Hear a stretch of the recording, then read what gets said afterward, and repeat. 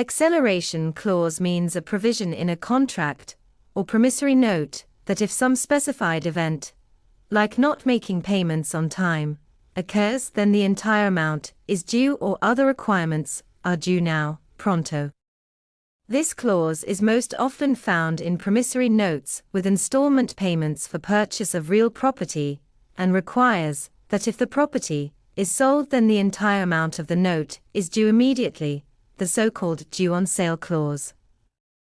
Some states prohibit due on sale and always allow the new property owner to assume the debt.